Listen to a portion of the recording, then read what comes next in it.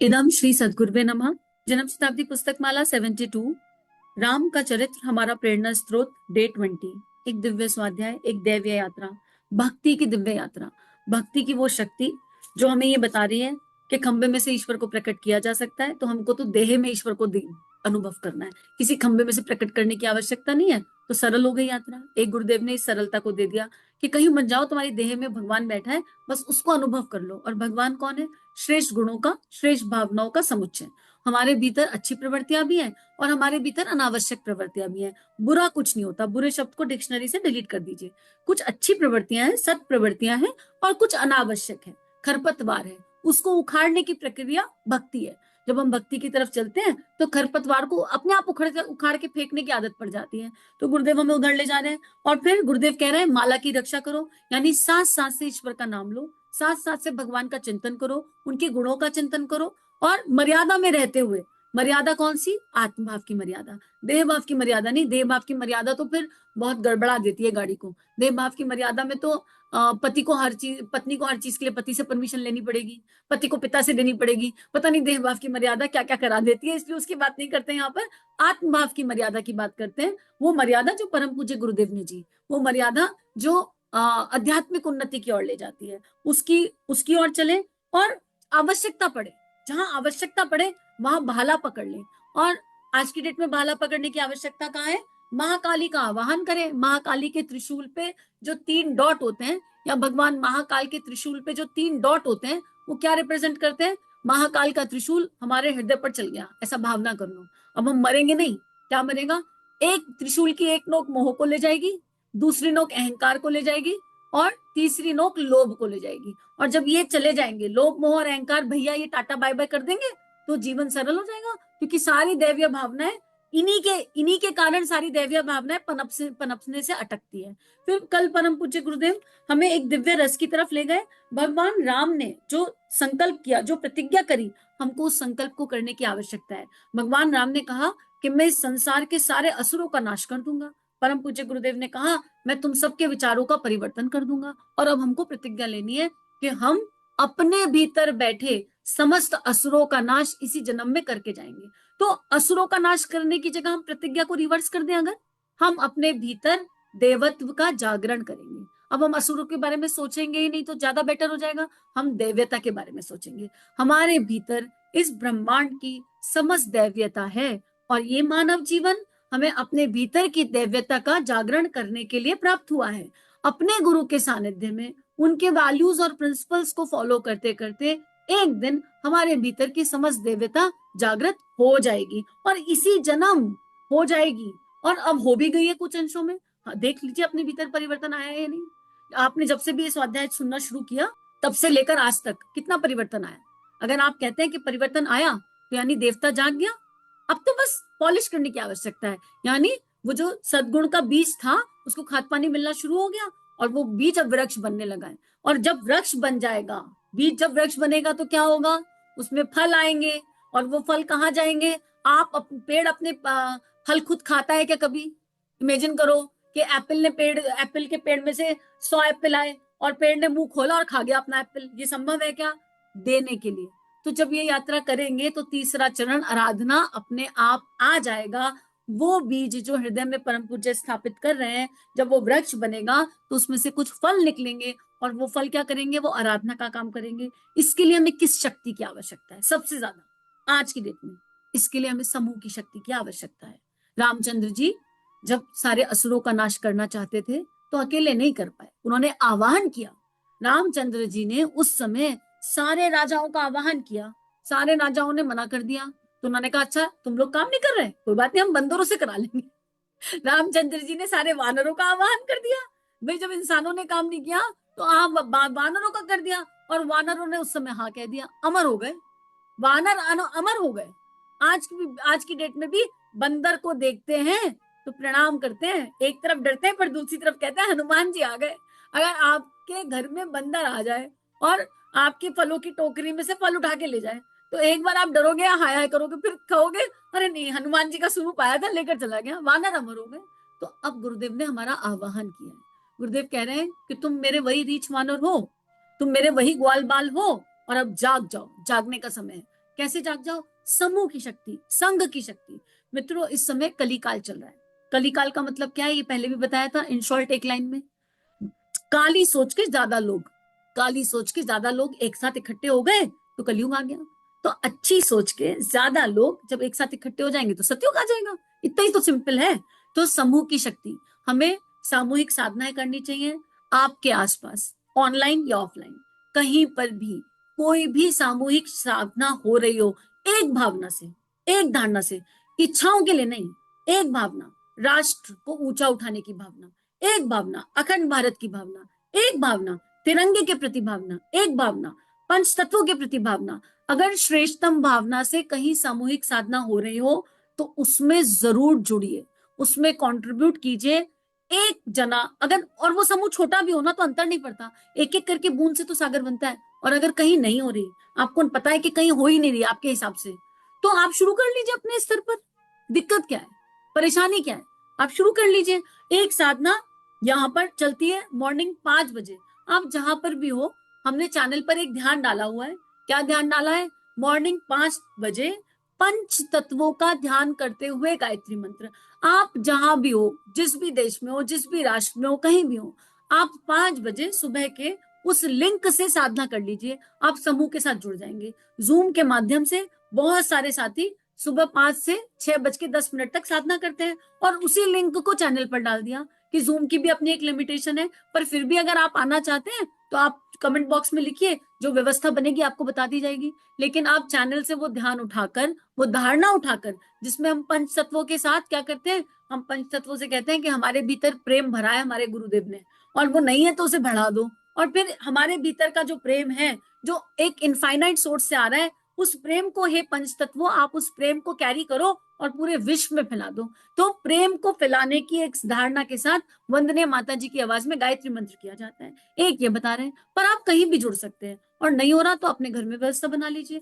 Week में एक दिन आसपास के लोगों को इकट्ठा कर लीजिए, 15 मिनट, आधा घंटा, जो आपकी परिस्थिति हो उसके अनुसार समूह की साधना करेंगे। क्या करेंगे? बस इदम श्री सदगुरुवे नमः के भाव के साथ, राष्ट्र के कल्याण के साथ, राष्ट्र के मंगल के भाव के साथ गायत्री मंत्र करेंगे, गुरुदेव की आवाज में मानसिक रूप से। हम ये कर सकते हैं। गुरुदेव कह रहे हैं कि संघ की शक्ति का बहुत महत्व होता है। रामचंद्र जी आगे चलते गए, उन्होंने अपने साथ बंदरों को लिया, भालुओं को लिया। मित्रों, अच्छे काम के लिए जन सहयोग की आवश्यकता होती है। अकेला व्यक्ति कोई बड़ा काम नहीं कर सकता है। कृष्ण भगवान को भी ग्वाल बालों का सहयोग लेना पड़ा। रामचंद्र जी ने कहा कि हम भगवान हैं, शक्ति है, पर हम अकेले रावण को नहीं मार सकते। मार भी सकते हैं पर यह कायदा नहीं है। हमें जन सहयोग लेकर काम करना चाहिए। आप जनता की शक्ति को लेकर सत्य के लिए आगे बढ़े। और यह भी कहा गया, सत्यमेव जयते। सत्य, जो सत्य के साथ होता है, सत्य स्वयं प्रकाशित होता है। सत्य को सिद्ध करने की आवश्यकता नहीं है। अगर हमें कभी, अगर हम सत्य के साथ हैं, अंतरात्मा से सत्य के साथ हैं, और फिर भी कोई ऐसी परिस्थिति आ रही है और हम कोशिश कर रहे हैं उस सत्य को सिद्ध करने की, तो हमें उस कोशिश को छोड़ देना चाहिए और मौन होकर जप करना चाहिए। सत्य स्वयं प्रकाशित है। हम प्रूफ नहीं कर सकते किसी चीज को, किसी बात का किसी चीज को प्रूफ नहीं दिया जा सकता। अब क्या भगवान श्री कृष्ण हमें ये प्रूफ करने आएंगे कि मैं ब्रह्मचारी था? आप बताइए।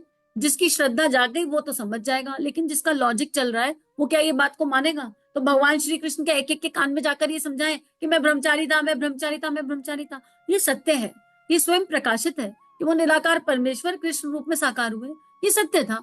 तो सत्य में जयते। अगर हम सत्य के साथ हैं तो उसकी विजय निश्चित है, उसकी जय निश्चित है। और अगर हम गुरु के कहने पर कोई कार्य कर रहे हैं तो फिर हमें भयग्रस्त नहीं होना चाहिए। हम तो छोटी छोटी बातों पर डर जाते हैं। हमने छुप छुप कर गुरु का कार्य करने की सोचते हैं। क्यों करना है छुप छुप कर गुरु का कार्य? अरे अगर आप श्योर हैं कि ये आपकी महत्वाकांक्षा नहीं है, गुरु के कार्य करने की भी ना लोकेशड़ा हो जाती है। अगर हम श्योर हैं कि गुरु का कार्य करने के पीछे हमारी अपनी दैहिक महत्वाकांक्षा नहीं है, नेम एंड फेम की चाह नहीं है, लोकेशड़ा नहीं है, लोभ नहीं है, वृत्ति नहीं है, हम केवल, हमारे जीवन में बदलाव आया और हम वो प्रेम अनुभव कर रहे हैं और उस प्रेम से करुणा संवेदना जन्म ले रही है और अश्रु गिर रहे हैं और मन व्यथित हो रहा है कि नहीं, हमें अपने गुरु के लिए करना है, हमें अपने गुरु के लिए करना है। केवल अगर मात्र ये एक भावना है और ये भावना हमें चैन से जीने नहीं दे रही और तब हम गुरु का कार्य कर रहे हैं, तो मित्रों ये सत्य की राह है। ये सत्य है, क्योंकि आप देह भाव से नहीं कर रहे, आप आत्म भाव से ईश्वर के काम को करना चाहते हैं। तो इसमें फिर भय नहीं रखना चाहिए, इसमें किसी से छुपना छुपाना नहीं चाहिए। और आपको बहुत सारे साथी मिलेंगे, जो साथी आपको मिले हो सकता है फिर आपके साथी आपके घर परिवार को, आपके घर के लोगों को समझ में ना आए, पसंद ना आए, तो क्या दिक्कत है। मैं जब छोटी थी ना, तो मैं एक छोटा सा एग्जाम्पल शेयर करती हूँ। हमारी मम्मी झांसी की रानी, भगवान का काम करने के लिए सदा तैयार। तो मम्मी कुछ ऐसे लोगों के साथ लोग मम्मी के साथ में कुछ ऐसी आंटी लोग आते थे घर में गुरुजी का काम करने के लिए, कि उनसे मैं बालपन पे, मैं थर्ड फोर्थ में थी, कि मैं इरिटेट हो जाती थी। मुझे वो आंटियों की शक्ल देख के लगता था ये मेरी मम्मी को चुरा कर ले जाए।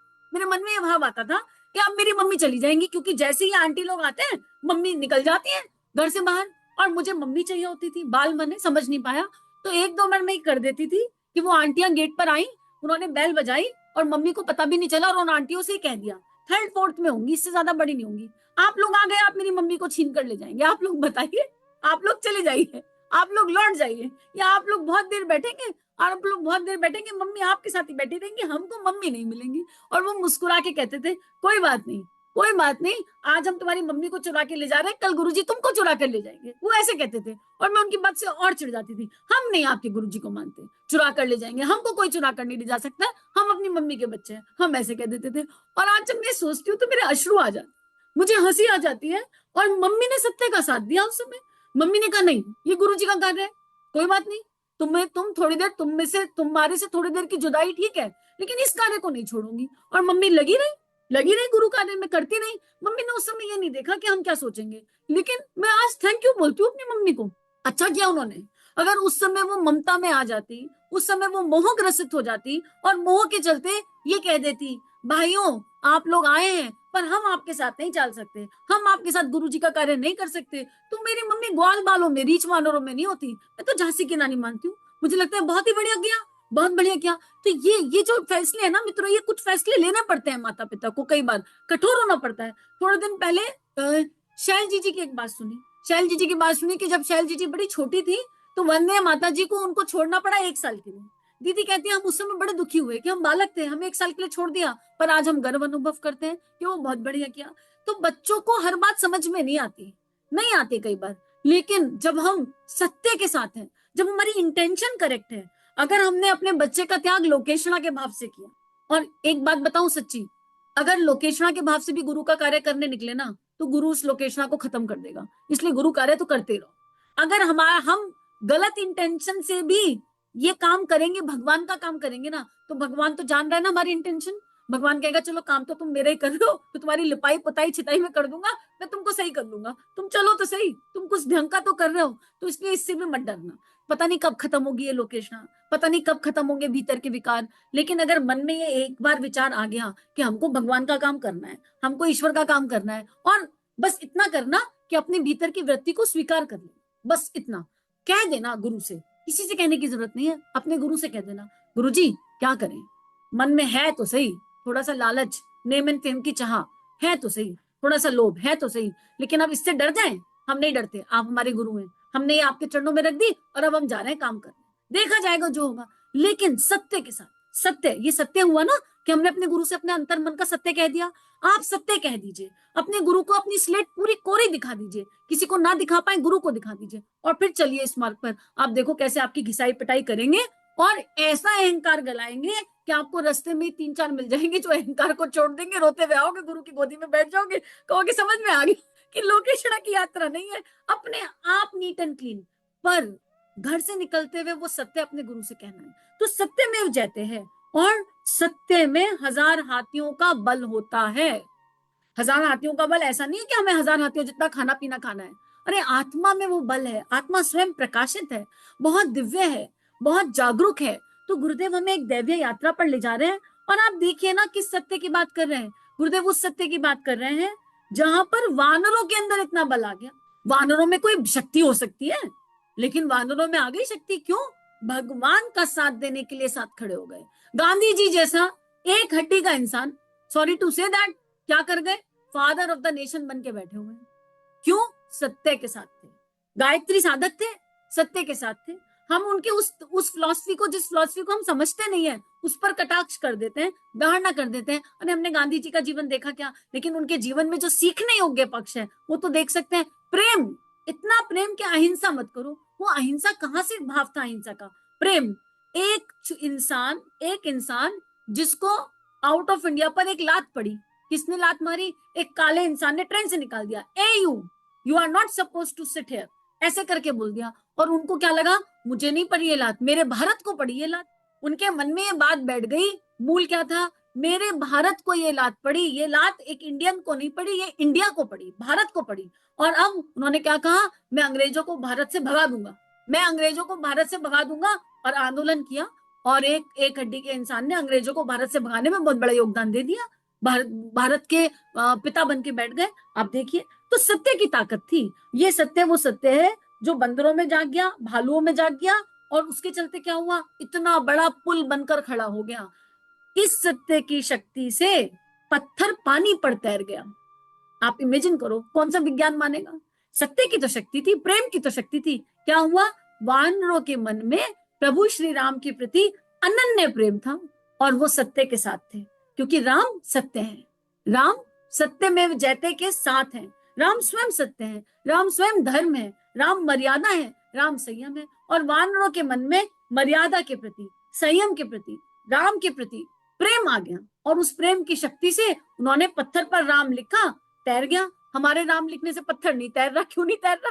भाई, राम के नाम में अगर इतनी शक्ति है तो हम भी लिखे राम का नाम, और तैराने पत्थर को? नहीं तैरेगा, क्योंकि हमारे पास जो वानरों के अंदर भाव जगा, वो भाव नहीं है। और जो वो जग गया, फिर आपको किसी को सिद्ध नहीं करना पड़ेगा। फिर बात वही आ जाएगी कि यात्रा सिद्ध करने की नहीं है, सत्य स्वयं सिद्ध है। अब अगर कोई आके मुझसे कहे कि भाई इतनी बड़ी बात कर रही हो, तुम पत्थर को तैरा दोगी, तो अगर मेरे पास तैराने की शक्ति आ भी जाए तो मैं क्यों सिद्ध करूंगी?